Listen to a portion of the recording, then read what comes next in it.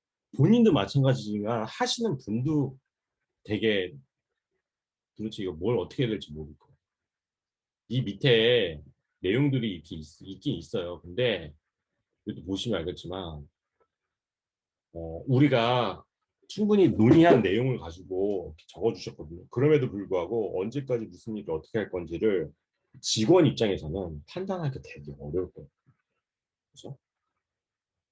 그리고 이렇게 해도 돼요. 이렇게 해도 되는데 뭐냐면 문제가 있다는 게 말씀드리는 게 아니라 아까 제가 무슨 얘기를 드렸냐면 직원하고 충분히 논의된 태스크를 해야 되는데 어떻게 보면 직원 입장에서는 탑다운이 될 수도 있고 직원 입장에서는 뭘 어떻게 해야 될지 모를 수가 있다는 거죠. 그러면 양쪽이 다 나눠지는 거예요. 내가 무슨 일을 어떻게 해야 되는지 그리고 우리 팀장이 혹은 우리 대표님이 리더님이 무슨 생각을 하고 나한테 뭘 기대하는지가 되게 애매해지는 거죠. 그래서 여러분들이 다시 한번 말씀드리지만 첫 번째 위클리에 대해 업무를 팀장이 됐건 팀원이 됐건 이번 주에 뭐 해야 될 거를 매저먼트 가능한 수준으로 내리셨으면 좋겠어요. 근데 어저께 한 일이 다 안 끝나서 오늘 할 일도 있어요. 오늘 하는 일이 다 안 끝나서 내일까지 할 수도 있어요. 근데 위클리에서 10%든 20%든 30%든 A라는 태스크에 혹은 B라는 태스크에 몇 프로 진행됐다는 것들은 서로 익스큐즈 할 만큼 커뮤니케이션이 될 수 있게 그 리포트가 그러니까 리포트가 아니라 그게 한 줄이 돼도 상관없어요. 저 이번 주에 땡땡을 했습니다. 그게 진행상 30%입니다. 네. 왜 30%인지는 질문을 할 수가 있잖아요. 이만저만해서 이거 분석하고 결과가 이렇게 나오고 잘 안 됐습니다. 잘 됐으면 50% 80% 하려고 했는데 내가 첫 번째 목표한 게 안 나왔습니다. 그래서 다음 주에는 B땡땡 방법 혹은 C땡땡 방법으로 진행해 보겠습니다. 그러니까 다음 주에 할 일이 되는 거죠.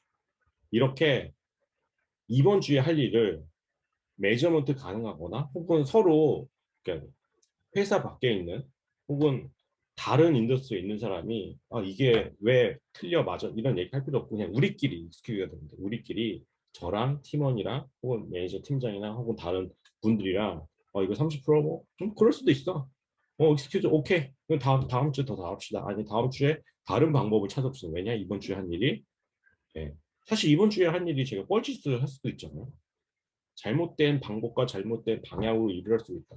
그럼 고치면 된다 이거지. 근데 그거를 팀장이나 리더가 명확하게 얘기를 안 해주면 직원은 그냥 다음 주도 뻘짓하고 다음 달까지 뻘짓할 수 있다는 거죠. 근데 그거를 누군가 옆에 와서 더 이상 뻘짓하지 마시고요. 다른 방법을 찾아보세요. 얘기하는 게 중요해요. 그게 위클리 태스크에서 여러분들 리더님이 할 일. 사실 이게 보상 설계나 인센티브나 직원들의 성장보다 더 중요해요. 개인의 팀원 개인이 삽질하는 거를 줄여주거나 아니면 다른 방법을 찾아주게 하는 게 더 중요해요. 조직의 성장이 가장 중요한 거거든요. 어, 다른 얘기.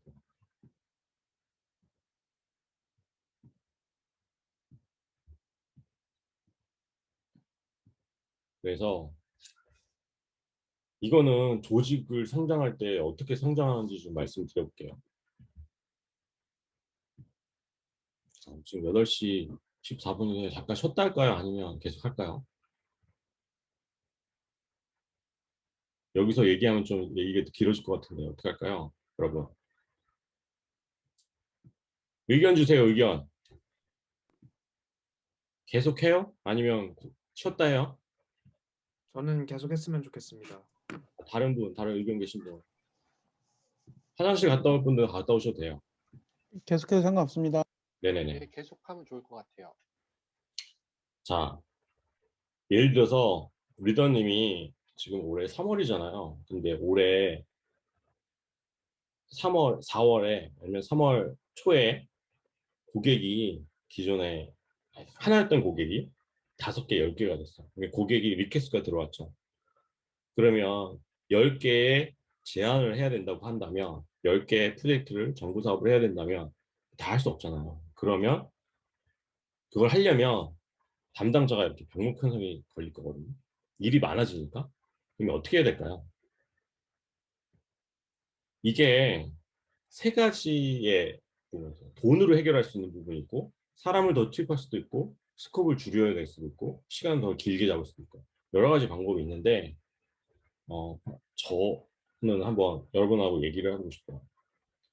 고객이, 우리 클라이언트가 지금 이 세 개연을 5개로 늘었어. 지금 5개인데 10개로 늘었어. 그러면 우리는 얼마나 빨리 성장할 수 있나? 혹은 해야 되나? 우리는 무엇을 준비해야 되냐라는 것들을 한번 여러분들하고 얘기해요.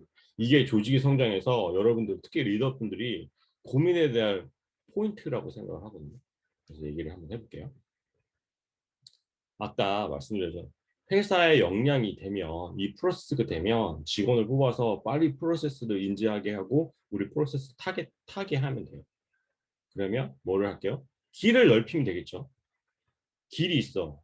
지금 보통은 어떻게 오냐면, 고객이 요청사항에 혹은 마케팅을 해서 고객이 세일즈 오퍼튜니티를 마케팅해서 세일즈 오퍼튜니티를 만들어서 만든 세일즈 오퍼튜니티를 우리가 고객하고 직접 세일즈 담당자가 가서 얘기하고 커뮤니케이션해서 계약하기 전에 빌링하고 계약을 합니다. 근데 이렇게 오겠죠. 근데 마케팅을 많이 했어. 혹은 3월에 갑자기 고객이 요청사항이 늘었어. 그럼 어떻게 해야 될까요? 이렇게 길을 넓히면 되겠죠. 두 번째, 그러면 세일즈가 이걸 감당할까요? 기회가 많이 들어오는데 각각의, 그래서 정부 사업이 하나였는데 3개가 됐어. 담당자가 그대로야. 이거 어떻게 해야 되죠? 이렇게 몰리겠죠. 그래서 그 담당자가 기존에 1개, 3개 하던 거를 5개, 10개 하려면 담당자가 맨날 밤새고 담당자가 일 많다고 계속 블레임을 제기해줬죠. 그러면 어떻게 해? 이것도 길을 넓히는 거죠. 근데 어느 순간에는 문제가 생길 겁니다. 왜냐하면 이거를 준비해 놓지 않으면 문제가 생길 부분들은 분명히 있습니다. 막 보통 마케팅 엄청 잘했는데, 응? 막 세일즈에서 프로젝트를 따왔는데 실제 우리 회사에서 감당이 안 되는, 해보지도 않은 것들을 갖고 문제가 생긴단 말이죠. 세일즈도 마찬가지로 길을 넓혀주고 2차선에서 3차선, 3차선에서 5차선 넓혀주면 이게 이렇게 되겠죠. 근데 실제로 여기서 끝나는 게 아니라 이거를 진행할 수 있는 내부 조직이 있어요. 그래서 내부 조직이 직원이 많아지거나 길을 넓히면 인사팀이 더 많은 역할을 해야 되고, 혹은 세일즈 제안서를 써주는 사람이 있건 아니면 직접 만나야 되는데, 우리 세일즈 팀은 3명인데 마케팅 3명인데 고객이 10팀, 그러면 10명을 몸을 찢어서 갈 수도 없잖아요. 그래서 이걸 내부에서 서포트할 수 있는 조직이 필요한 것이.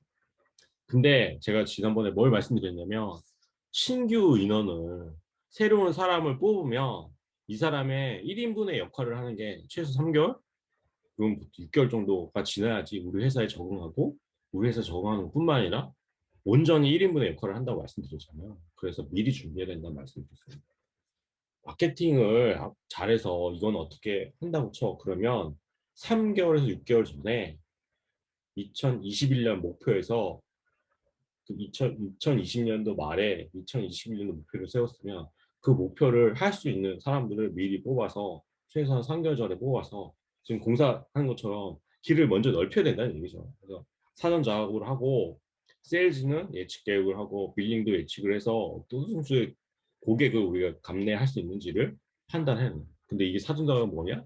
채용, 뭐 아사나나 먼데이 같은 내부 프로세스를 정리하거나, 그리고 그걸 사용하는 방법. 아까 제가 말씀드린 위클리 태스크를 작성해야 되는 이유가 뭐냐면, 이 업무가 조금 더 예를 들어서 이런 거잖아요.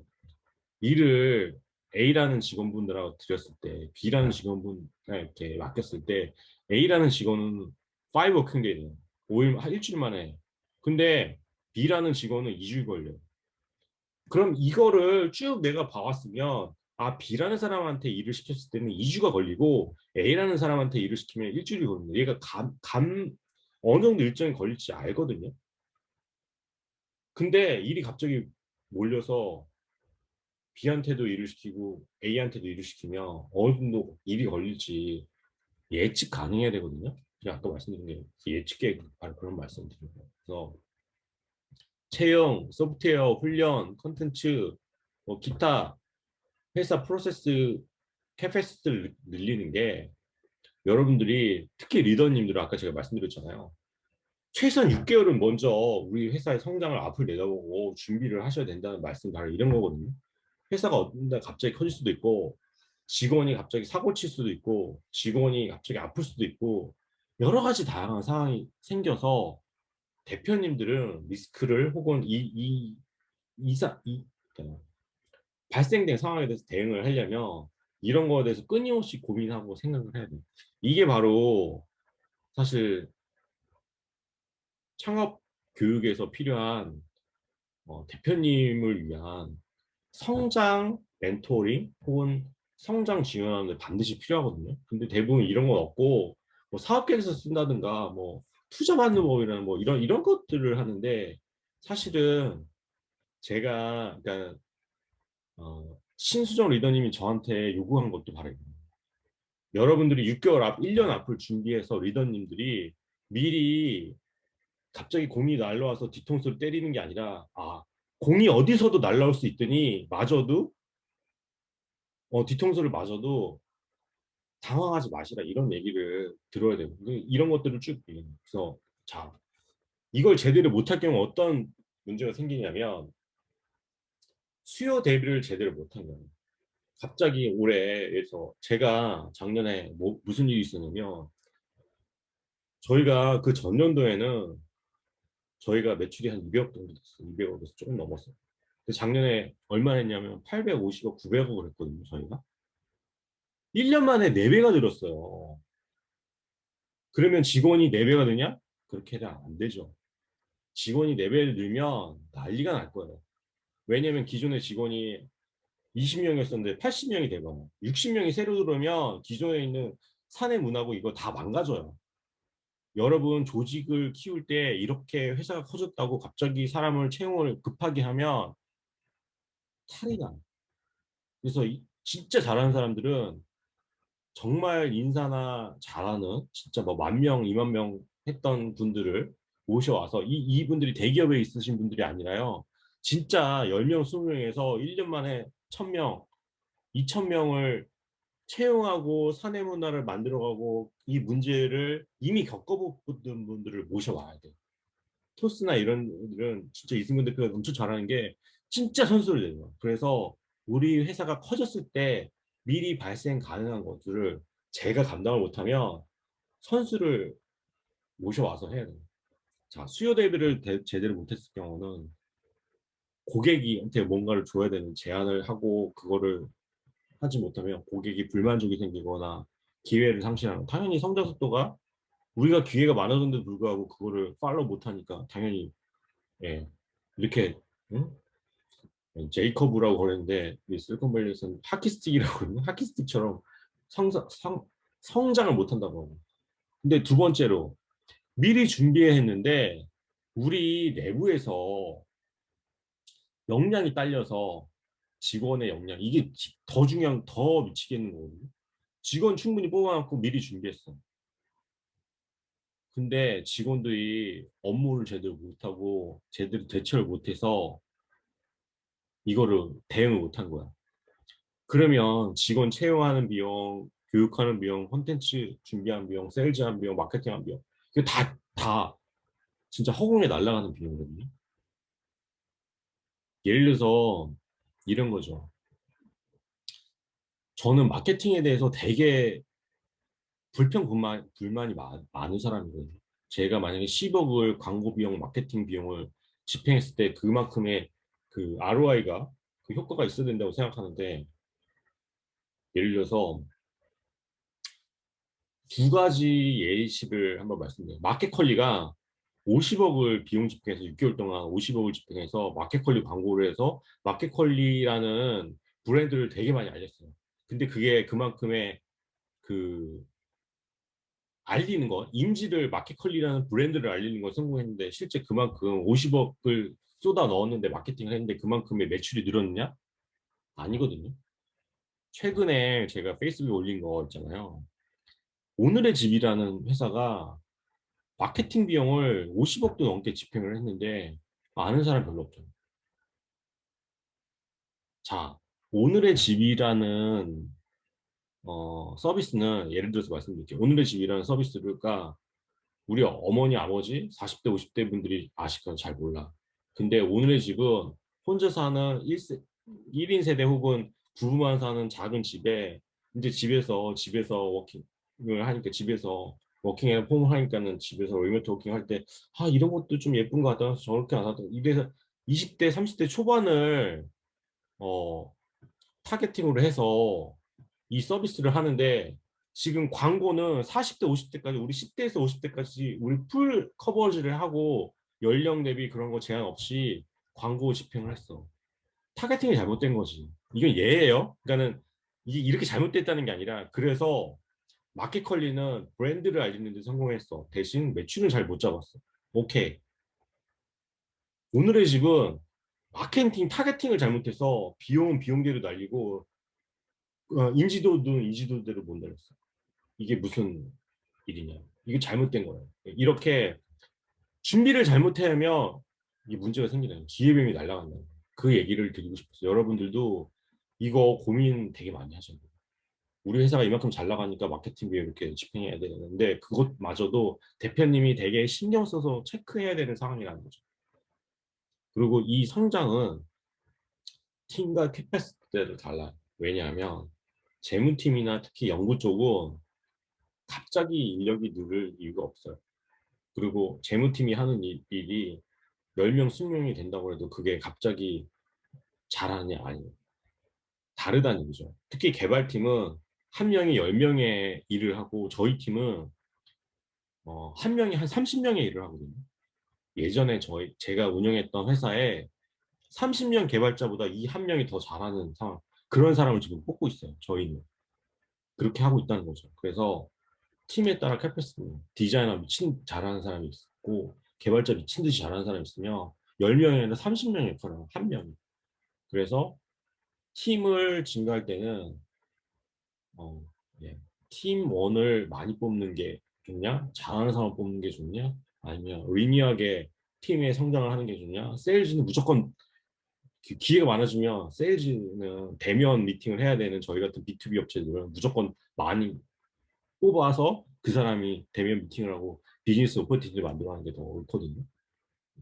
그래서 이런 것들을 여러분들 고민하시고 예를 들어서 우리 이정민 리더님 같은 경우는 우리가 바이오야. 그러면 어떤 요소에 따라 직원을 뽑아야 돼? 고객 수, 매출, 트래픽 다 상관없어. 그럼 우리는 어떻게 직원을 뽑아야 되지? 우리는 성장 속도에 어떻게 맞춰야 되지? 고민을 하실 수밖에 없다는 거죠. 그죠? 그리고 레버리지가 큰가 작은가? 이거는 그 뒤에서 설명할게요. 소프트웨어 커버하냐, 사람 갈아넣어서 되냐 안 되냐 뭐 이런 얘기거든요. 그래서 마케팅은 있잖아요. 레버리지가 높아요. 인원은 고객 수에 정비를 하지 않고 오히려 돈으로 하면 성장 속도에 비례해서 증가해서 마케팅은 사람보다는 잘하는 사람 들어와서 마케팅 집행을 어떻게 하고 타겟팅을 어떻게 하고 우리 고객은 어디에 세그먼트에 맞춰서 타겟팅 할 것인가가 사실 더 중요하다. 저는 생각해요. 이게 여러분들 인더스트리에 모두 다 핏하다고 말씀 못 드리겠지만 일반적으로 저는 이런 생각을 가지게 되려고 해보니까 이건 저의 케이스입니다. 여러분들 다 맞다고 말씀드리는 게 저의 케이스니까 한번 참고하고 들어주세요. 프리 세일즈가 뭐냐면 마케팅을 했는데 잠재 고객들이 있어요. 잠재 고객들을 가서 마케팅 기회, 그러니까 세일즈 기회를 만드는 거는 프리 세일즈라고 하거든요. 그래서 저희는 병원에 가서 저 의사 선생님 혹은 병원장님 혹시 이런 솔루션 필요하지 않았어요? 저가 이런 솔루션이 갖고 있으니 한번 써보실래요? 하는 게 저희에게 그러니까 프리세일즈라고 보시면 돼요. 인원은 고객 수의 정비예요. 병원이 예를 들어서 100개인데 한 사람이 다 커버가 안 되거든요. 한 사람이 많으면 10개, 보통 5개 정도 가서 계속 만나면서 미팅을 하고 하는 거, 대면 미팅. 왜냐면 일반인들이 쓰는 게 아니라 병원에서 쓰는 거기 때문에 의사 선생님 만나서 알려드리고 이렇게 쓰는 거예요. 당신이 이렇게 쓰면 좋아요. 당신이 이렇게 쓰면 돈을 벌 수 있어요라고 알려드려야 되는 거죠. 그죠? 그래서 사람이 많아야 돼, 이거는. 사람을 갈아 넣어서 레버리지가 낮아. 왜냐면 사람으로 대면 미팅을 해야 되는 거예요. 그리고 포스트에즈는 이미 고객이 됐어. 근데 그 고객한테 대응을 하는 거야.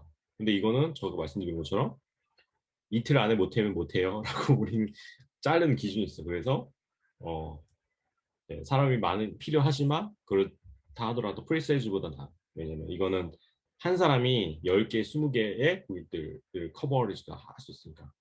빌링은 있잖아요. 진짜 이거 잘하는 사람이 들어와서 솔루션으로 자동화 시켜놓으면 제가 뭐라고 말씀드렸냐면 저희는 다 500개의 고객의 인보이스가 나왔는데 한 명이 한다고 말씀드렸잖아요. 소프트웨어 오토메이션은 가능합니다. 이거는 저의 케이스에 다 여러분들은 fit 한다고 말씀드립니다. 세일즈 오퍼레이션은 어느 정도 사람들한테 맞는데 그래도 규모에 비례해서 사람이 예, 차근차근 성장하고 해야 돼요. 근데 대신 소프트웨어나 아사나 먼데이나 이런 것들을 솔루션으로 프로세서화, 오토메이션 해 나오면 조금 더 도움이 될 수 있어요. 회사의 성장, 회사의 보상, 그리고 그로스 마인드셋을 갖고 있는 분들을 도와주시고 더 많이 하이하면 세일즈 이네이블이나 오퍼레이션은 조금 도움이 될 거라고 생각합니다.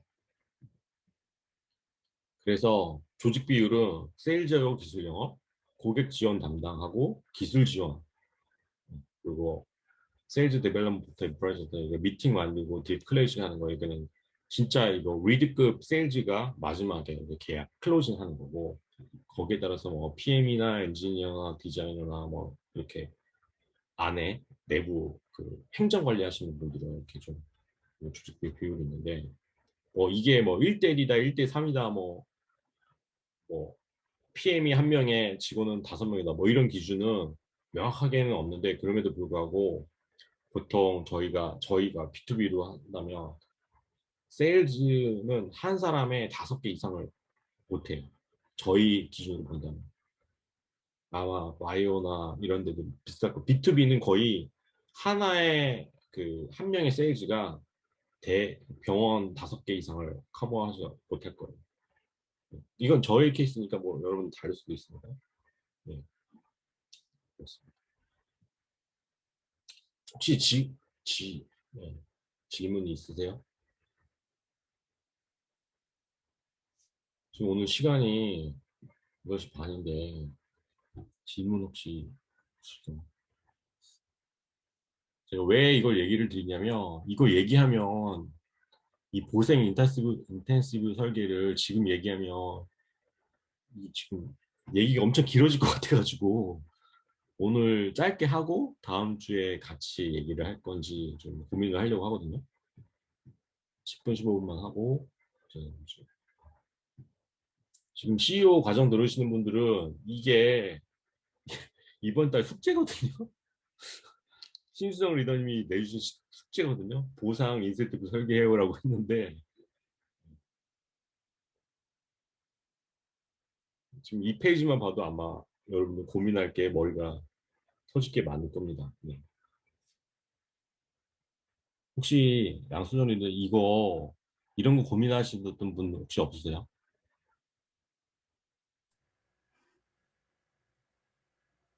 인센티브 보상 설계 이런 거? 여기까지는 혹시 김태현님, 네. 리더님 혹시 자리에 계시면 이런 고민 혹시 안 하세요? 많이 그때 네? 회사 직원들이 음, 한테 이제 이야기했을 때 그럼 내가 이렇게 열심히 했을 때 받는 게 뭐야? 제시를 해줘야 되니까 고민은 많이 하고 있는데 고민 아직 많이 하는데 내가 지금 생각하시는 고민 숙제를 이거 한 방에 해결할 수 있는 거라니까 이게 지금. 진짜. 네, 듣고 싶습니다. 아니 듣는 게 아니라 어떻게 생각하시냐니까. 근데 진짜 필요한 부분인데 네. 지금 말이 살짝 끊기거든요. 말씀이. 예. 예. 말이 끊기나요 지금도? 네. 네. 이거 엑셀로 제가 다 만들어 놨거든요. 이 뒤에 링크 다 달아놨어요. 이거 얘기하면 너무 길어질 것 같아서. 예.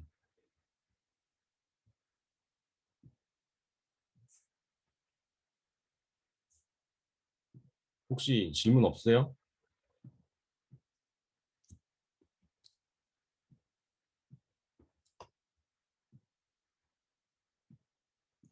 그 얘기가 너무 길어질 것 같은데 혹시 이종준님 자리에 계신가요? 네, 있습니다. 그 이거 하라고지 안 하셨어요? 아직 안 했습니다. 이게 숙제야. 이게 저기예요. 네, 아시잖아요. 신수정 리더님이 숙제 내준 게 이거야. 네, 네. 혹시 지금 투자 준비하고 계시지 않아요? 김태환 님이? 네? 투자요? 투자 준비하고 계시지 않아요? 투자 받는 거? 아니요, 저는 투자. 투자 받을 때도 이런 그 커뮤니케이션 하면 되게 좋거든요. 음, 이런 보상 관련된. 예. 투자자하고 먼저 얘기를 해야 될 필요가 있어요. 왜냐하면 투자 받았을 때 우리 직원들 이런 거 챙겨줬으면 좋겠다.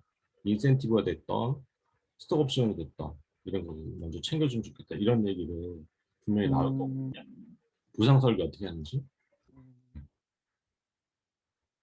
제일 필요한 게 지금 우리 황 대표님 같은데 어떻게 생각하세요?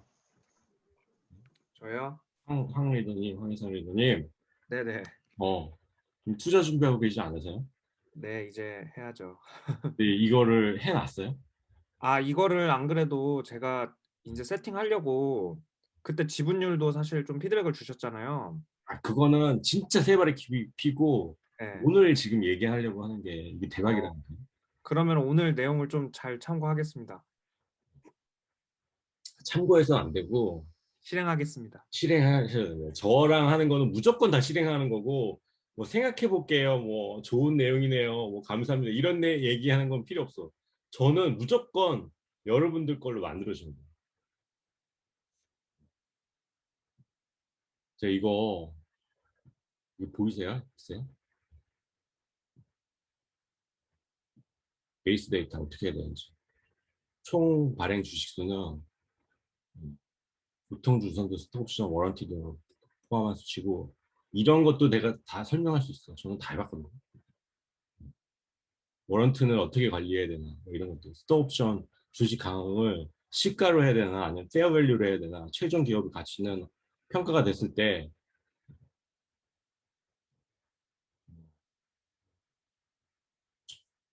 천억이라면 전체 밸류에 대해서 우리 직원들한테 보상할 캡은 맥스는 어디까지 가야 되나 그 맥스가 맥스가 있으면 이거 비율 어떻게 조정해야 되나 레벨이 그 저희 회사 같으면 이렇게 10개까지 있지 않은데 여러분들도 한 5개 정도 있으면 되거든요. 팀장이 예를 들어서 5, 그래서 팀원은 잘하는 사람 4, 보통은 3, 뭐 임원은 조금 다른 또 이 랭크를 가져야겠지만 스톡 옵션에 그 저희는 랭크가 있다고 그랬잖아요. 레벨이 직원들 레벨이 있다고. 비즈니스는 테크 여기도 개발자가 보시면 알겠지만 1.5배거든요. 보통 1.5배에서 2.5배 보통 진짜 잘하는 데는 5배까지도 주거든요. 일반 직원들보다. 그래서 이런 거 이게 왜 필요하냐면 이거 잠깐 설명드리면 스타트업은 개발자가 되게 부족하잖아요. 그리고 잘하는 사람들을 베네핏을 줘야 된다면 개발자는 예를 회사 일반 회사라면 삼성이나 뭐 일반 회사라면 매니저가 되지 않으면 팀장이 되지 않으면 이 지금 일반 팀원은 팀장을 거쳐서 올라가지만 그 직급이 올라가고 직급이 올라가지만 연봉이 높아지거든요. 그러면 아무리 해도 팀원은 팀장보다 더 연봉을 많이 받을 수 없어. 근데 내가 개발자가 더 밸류가 있는데 요새 막 그 크래프톤이나 막 그 쿠팡은 막 1억 원씩 더 준다고 하는데 그러면 튀어나간다. 그럼 어떻게 해야 되냐? 계속 테크니션 트랙을 타더라도 이렇게 1.5배, 2배 해줘서 팀장보다 더 많은 연봉이나 인센티브를 줘야 되는 이런 상황들이 생겨요. 스타트업은.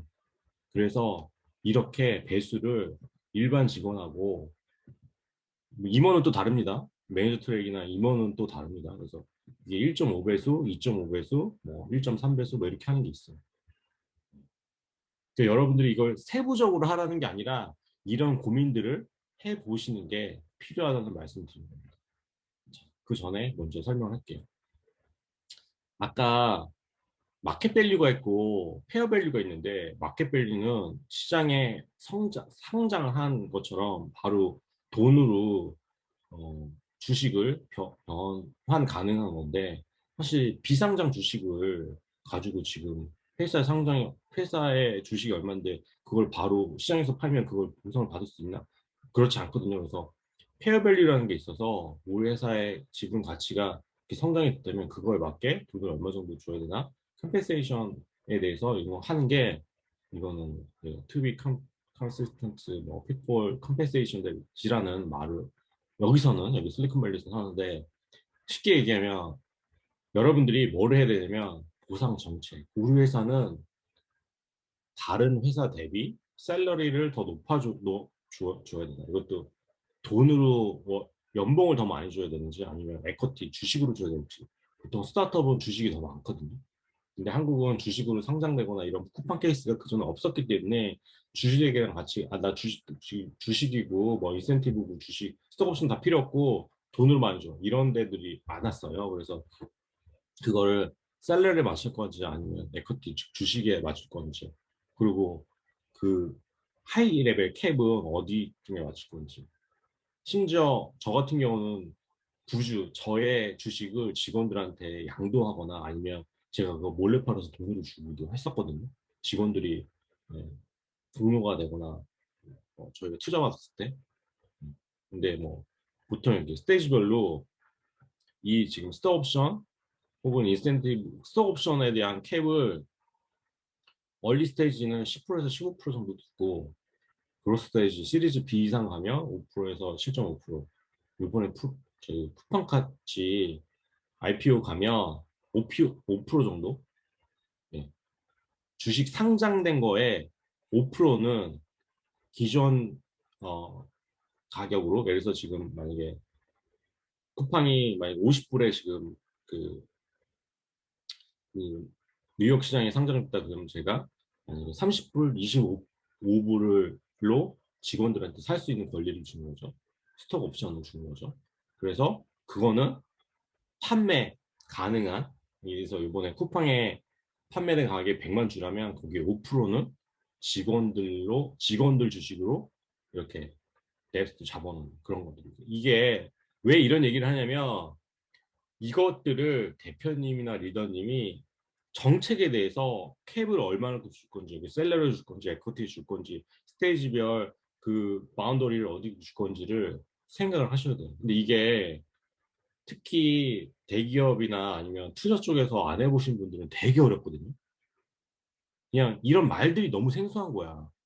근데 저는 벌써 5번째 회사고 투자도 여러 번 받아봤기 때문에 이런 것들이 완전 저는 네, 경험이 많아서 이런 것들을 그냥 완전 평범하게 얘기하는데 여기 이제 보상 정책이 보상 정책을 어떻게 가져가야 돼? 회사 내부에 룰이 있어야 되고 그 보상 정책에 따라서 보상 모델을 어떻게 설계하느냐? 이건 직군에 따라 가져가야 되느냐?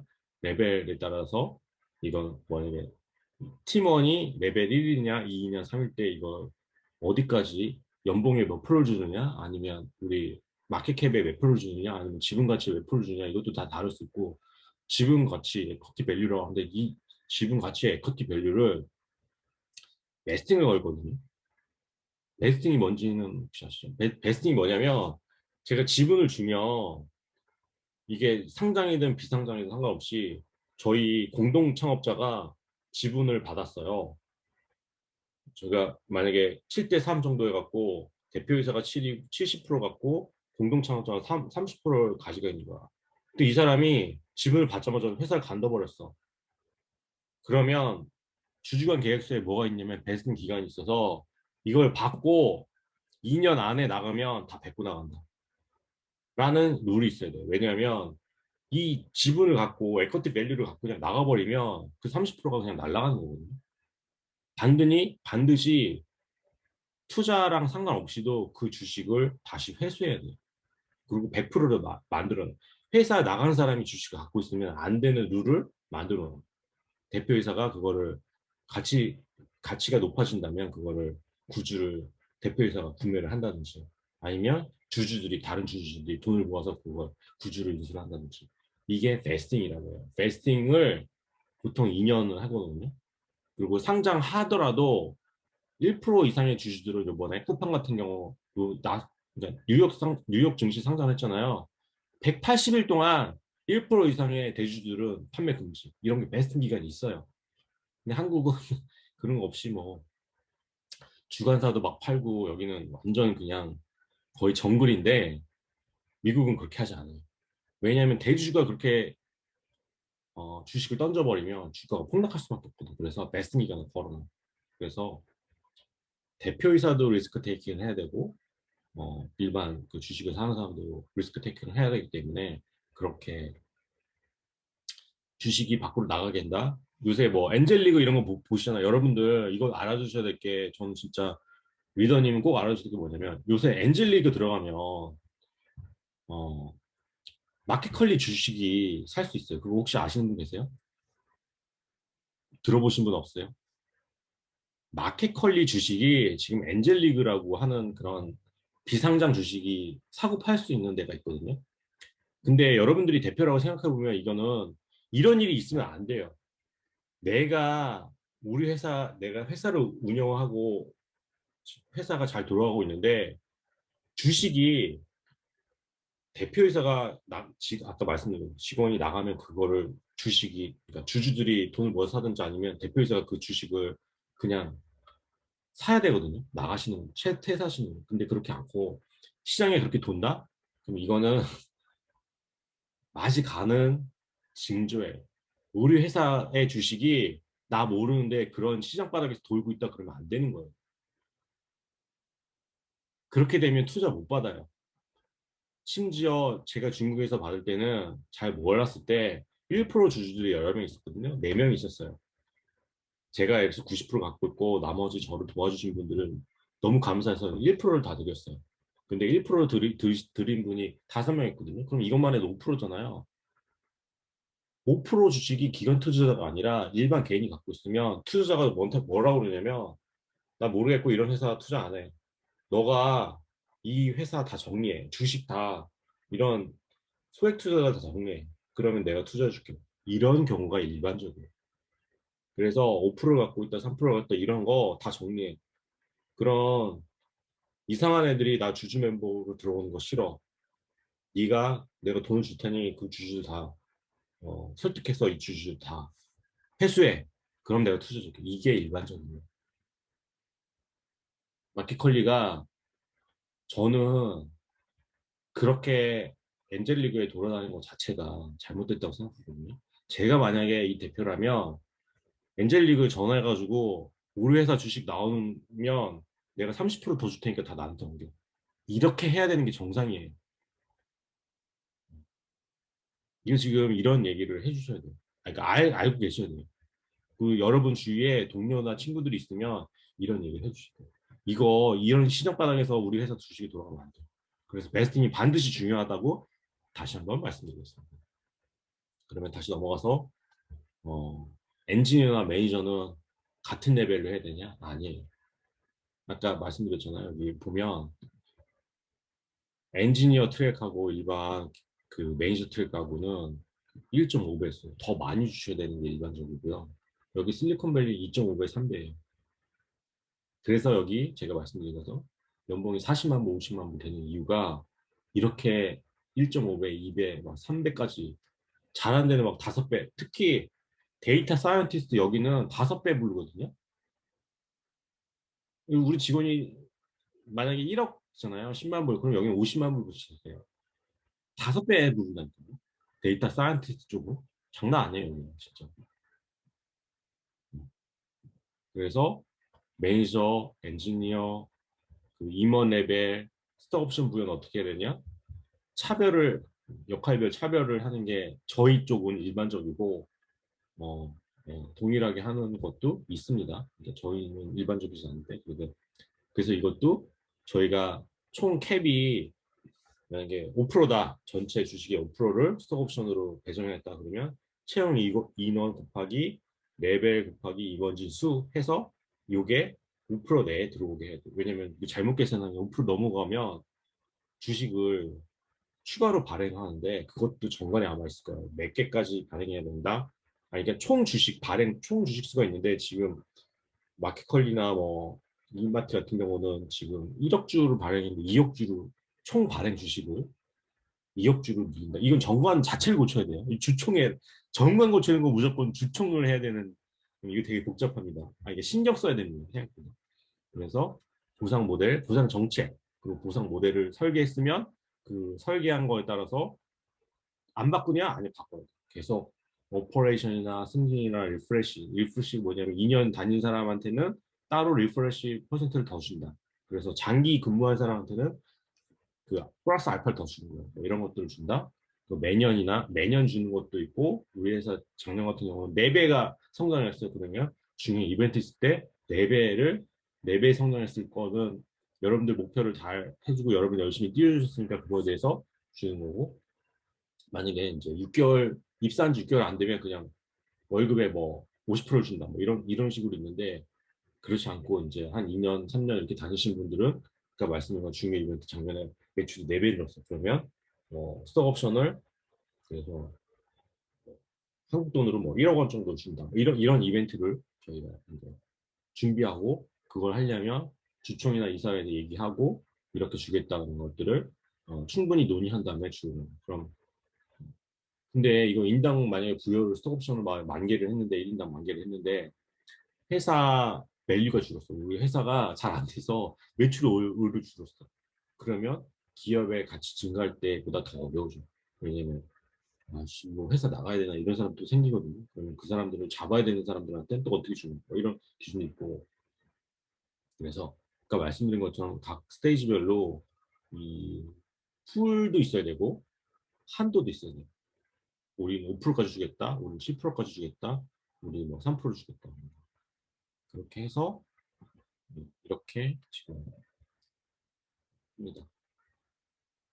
그래서 이건 기준이고요. 전체 스톡 옵션을 줘야 될 주식수가 뭐 10억까지다. 만약에 주식 그 전체 밸류 기준으로 10억까지인데 우리 직원이 10명이면 10명한테 몇 프로로 보통주를 주겠냐, 뭐 스톡 옵션을 주겠냐, 뭐 이렇게 보통 임원한테는 스톡 옵션보다는 저희 같은 경우는 그냥 유상증자 해가지고 그걸 그냥 몇 프로 주거든요.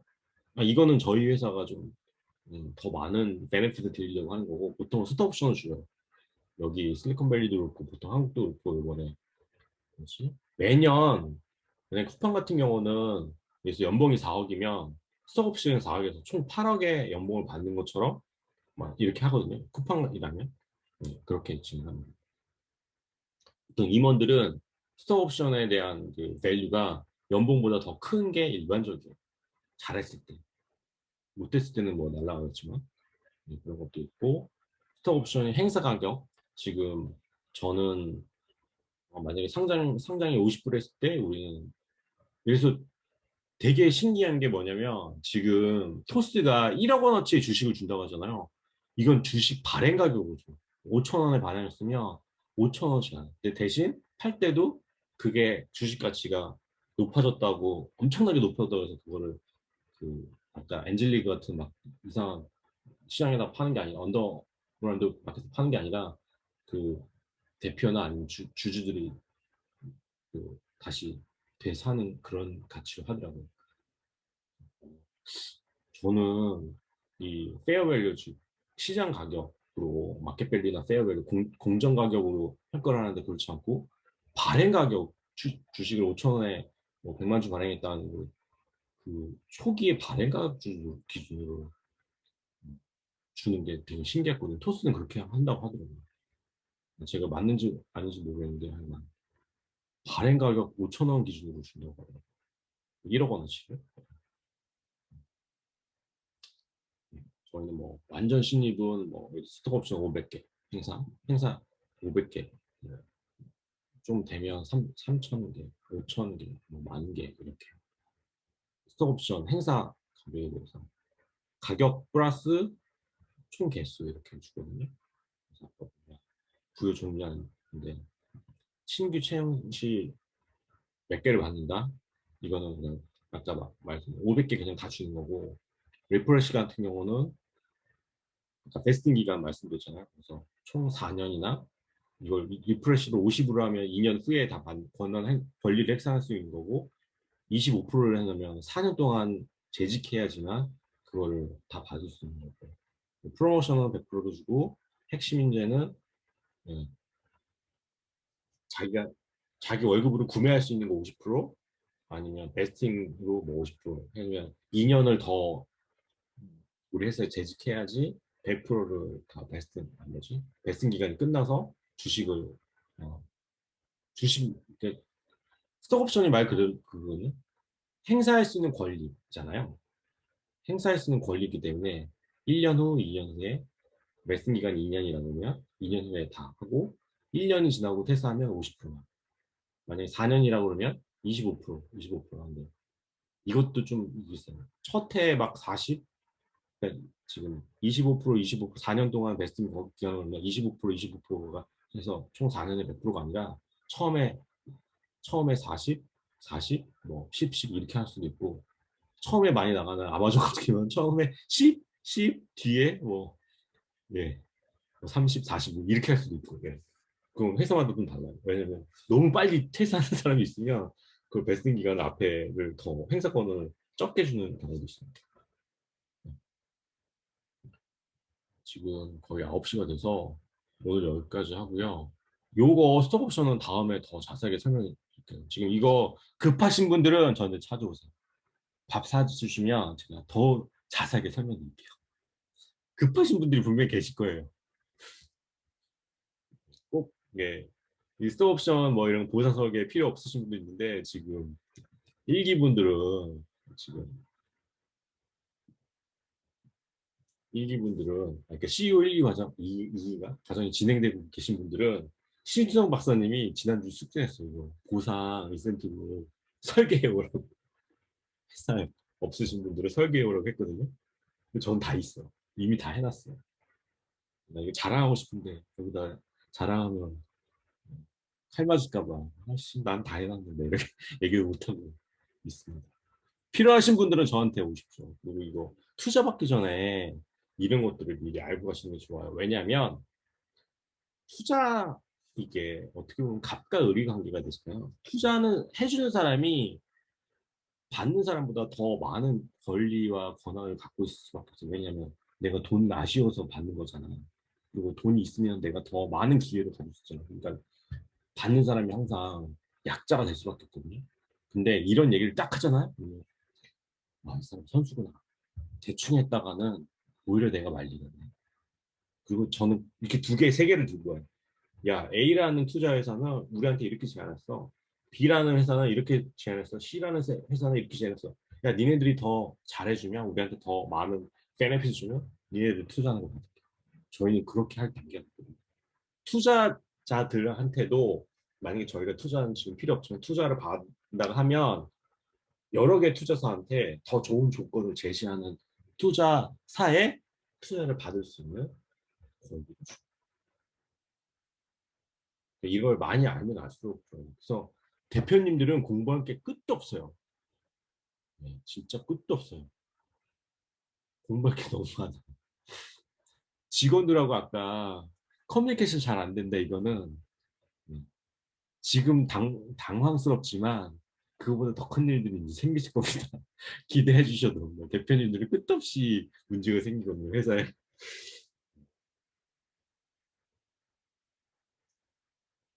저는 이런 경험들을 누가 가르쳐 주는 사람이 없이 진짜 다 맨땅에 헤딩했거든요. 그래서 신수정 박사님이 저한테 이런 거 한번 해보라고 하신 것 같아요. 저는 보여드리잖아요. 이거 진짜 까서 이렇게 다. 네. 보세요. 이런 거. 까서 보여드리는 이유가 자신 있어서 보여드리는 게 아니라 그냥 저는 해봤으니까 해본 것 같고 여러분들은 최대한 여기서부터 삽질할 필요 없다는 생각이 들어서 이렇게 말씀드린 거거든요. 이런 것도 되게 중요해요. 사실 이것만 해도 제가 하루 종일 얘기할 수 있거든요. 왜냐면 이게 또 되게 많은 수학 공식들이 들어가서 제가 여기 해놓은 거 보시면 이런 거 다 지금 이거 수학 다 공식 들어가 있는 거거든요. 여기 보면 수식 이거 보시면 알잖아요. 이거 지금 보면 이런 거 이렇게 해놨어요. 제가 여러분 편하게 쓰시라고 이런 릴레이션 뭐지 어떤 수식들이 다 들어가 있어서 편하게 보실 수 있도록 해놨습니다. 내가 지문이나 티어별로 어떻게 하는지 레벨별로 어떻게 하는지 이 지금 티어는 뭐냐면 투자가 여러 개 투자가 들어오면 이 티어도 좀 날라줄 필요가 있거든요. 뭐 그런 것도 있습니다만 이거는 지금 당장 지금 너무 머리가 복잡하실 것 같고 이 정도에서 지금 투자 준비하시거나 투자에 대해서 관심 있으신 분들은 이 정도는 아셔야 돼요. 쉽지 않습니다. 한 번 들어갖고는 알기도 쉽지 않을 거예요. 왜냐하면 이런 게 경험이 일반적이지 않거든요. 그래서 여러분들 중에서 시리즈 C까지 투자 받으신 분들이 몇 분이에요. 이것도 정말 임원들 되게 소수의 임원들만 아는 거잖아요. 질문 있으시면 질문 해주세요.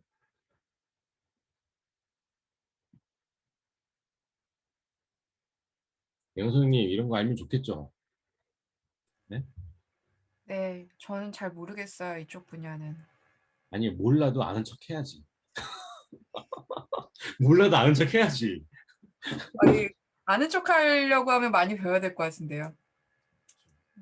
몰라도 아는 척 하는 거랑 아예 모른다고 하는 거랑 뭐죠? 알려주세요. 지금 이거 되게 많이 알려주는데 사실 이런 거를 어디 배울 데도 없지 않나요? 배울 데가 있나요? 혹시 이런 거 들어보신 분 계세요?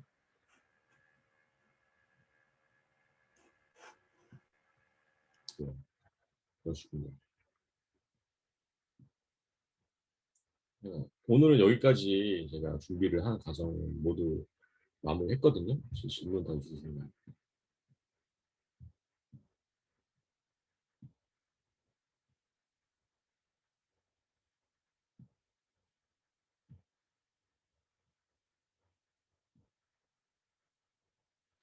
없으시면 정리할까요? 아니면 어떻게 할까요?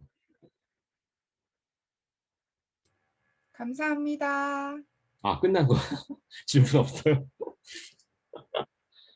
언제라도 전화 연락 주시거나 아니면 페이스북에 질문 올려주시면 네, 하겠습니다. 네, 네, 수고 많으셨고요.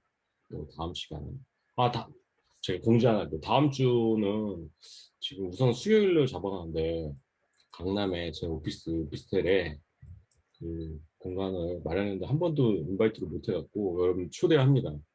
다음 주 수요일 날 6시부터 열어놓을 테니까 거기 올려놨거든요. 강남역 12번 출구에 그 811호 모카빌라트에서 올려놨습니다. 다음 주에 또 한 번 공지 드릴 테니 얼굴 보셨으면 좋겠습니다. 네, 감사합니다. 오늘 수고 많으셨습니다. 감사합니다. 네, 감사합니다.